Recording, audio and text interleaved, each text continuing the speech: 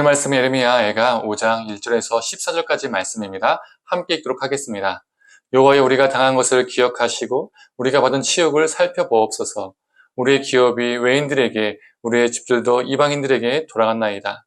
우리는 아버지 없는 고아들이 오며 우리 어머니는 과부들 같으니, 우리가 은을 주고 물을 마시며 값을 주고 나무들을 가져오며 우리를 뒤쫓는 자들이 우리의 목을 눌러싸우니 우리가 기진하여 쉴 수 없나이다.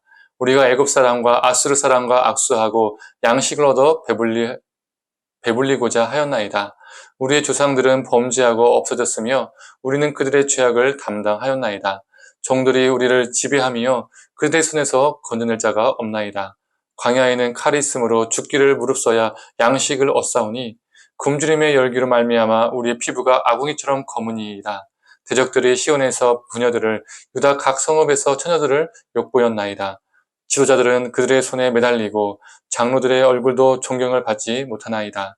청년들이 맷돌을 지며 아이들이 나무를 지다가 엎드려 지우며 노인들은 다시 성문에 앉지 못하며 청년들은 다시 노래하지 못하나이다. 아멘. 아침 묵상을 들으시는 모든 성도님들에게 하나님의 은혜가 있기를 간절히 소망합니다. 예레미야는 자신들의 고통이 지금 얼마나 큰지 하나님께 호소하고 있습니다. 기업으로 받은 그 땅이 남의 손에 넘어가고 집들도 다 이방인들에게 넘어갔습니다. 자신들은 고아와 과부와 같다라고 말하죠. 즉 누군가의 도움 없이는 지금 살 수 없는 존재다라고 말하고 있는 것입니다. 또한 예레미야는 바벨론으로부터 수탈당하는 상황도 호소합니다. 물조차 돈을 주고 마셔야 했습니다. 요즘처럼 생수를 사고 팔고 하는 시대도 아닌데 그냥 우물에서 또는 샘에서 마시면 되는 것인데 유다는 그것조차도 돈을 내고 마셔야 했다는 겁니다. 땔감으로 쓸 나무도 그냥 산에서 가져오면 되는 것이 아니라 돈을 주고 사야 했습니다. 즉 작은 것까지 모든 일상이 수탈의 대상이 되었다는 거죠. 양식을 얻기 위해서 목숨을 걸어야 했고 굶주림을 인하여서 피부는 검게 변하게 되었습니다.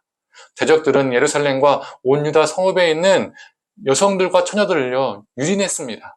지도자들은 죽이고 장로들은 천대받았습니다. 청년들과 아이들은 노예처럼 극한 노동으로 착취당했습니다. 이 처참한 현실의 원인을 예레미야는 7절에서 말하고 있습니다. 우리 조상들은 범죄했고 자신들은 조상들의 죄악을 담당하고 있다라고 말하고 있습니다.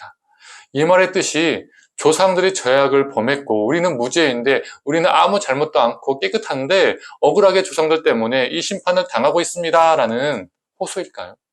아니죠. 우리의 하나님은 후손들에게 연좌죄를 적용하시는 분이 아닙니다. 신명기 24장 16절의 말씀이죠. 아버지는 그 자식들로 말미암아 죽임을 당하지 않을 것이요 자식들은 그 아버지로 말미암아 죽임을 당하지 않을 것이니 각 사람은 자기 죄로 말미암아 죽임을 당할 것이니라. 우리 하나님은 조상이 잘못했다고 선하게 살아가는 후손들에게 징벌을 내리시는 분이 아니십니다. 그런데 예레미야는 왜 이렇게 말하고 있을까요? 조상들은 죄악을 범하였지만 다음 세대들이 조상들을 반면교사 삼아서 하나님의 뜻대로 살아간 것이 아니라 조상들도 죄악을 범하였고 그 다음 세대들도 조상들을 따라서 죄악을 범했고 또 그 다음 세대들도 조상들을 따라서 죄악을 범했기 때문에 심판을 받은 것입니다.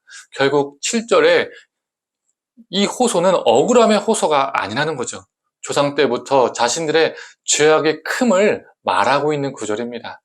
하나님이 세대와 세대를 걸쳐 수없이 참고 참으셨지만 유다는 세대와 세대를 걸쳐서 그 죄악을 계속 키워갔으며 결국 자신들의 때에 심판이 임한 것입니다. 하나님께서 바벨론을 심판의 도구로 사용하셔서 유다를 쳤는데 이 바벨론이 도를 넘어도 너무 지나칠 정도로 유다를 유린하고 수탈했습니다. 그래서 1절을 보면 예레미야는 여호와여, 우리가 겪은 이 참상을 기억해 주시옵소서, 우리가 받은 치욕을 살펴주시옵소서라고 간절하게 하나님께 호소하고 있습니다. 예레미야는 하나님이 기억하시는 하나님임을 믿었습니다. 창세기 9장을 보면 홍수 심판 이후에도 하나님이 언약을 기억하시겠다라고 말씀하셨습니다.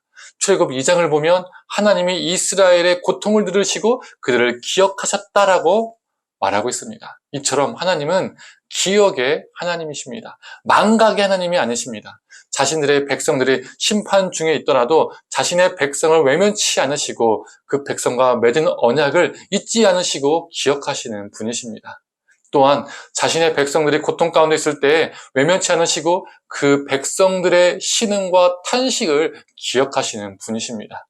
예레미야는 기억의 하나님을 의지하여 심판 중에서도 자신들을 기억해달라고, 자신들의 고통도 기억해달라고 간절히 간구하고 있습니다. 우리도 예레미야와 같기를 소망합니다. 우리 하나님은 기억하시는 하나님이십니다. 우리의 죄악도 기억하심으로써 고난을 통해서 그 죄로부터 우리를 돌이키게 하시고, 또 우리의 고통도 기억하심으로써 우리를 그 고통으로부터 건져내주시는 분이십니다. 우리의 기쁨과 슬픔, 우리의 아픔과 회복까지도 다 기억하시며 돌보시는 분이십니다. 우리를 절대로 잊지 않으시는 분이십니다. 사랑하는 성도님들, 기억의 하나님, 기억하시는 하나님, 우리를 결코 잊지 않으시고 돌보시는 하나님을 오늘도 의지하며 살아가기를 간절히 소망합니다. 그 안에서 돌이킴과 회복의 역사들이 하나님의 어루만짐이 있기를 간절히 축원합니다. 함께 기도하겠습니다. 하나님, 예레미야가 그 자신들의 죄악으로 인한 심판의 결과가 고통스럽다라고 호소하며 기억의 하나님을 부르짖습니다. 기억의 하나님을 의지합니다. 믿습니다. 심판 가운데서도 백성들을 잊지 않으시는 하나님, 자신의 약속을 잊지 않으시고 이루어 가시는 하나님, 그 고통과 신음소리를 외면치 않으시고 기억하시며 건져내시는 하나님, 그 하나님을 의지하며 예레미야는 울부짖습니다. 하나님, 이 예레미야의 울부짖음이 호소가 우리의 호소와 우리의 울부짖음 되게 하여 주시옵소서.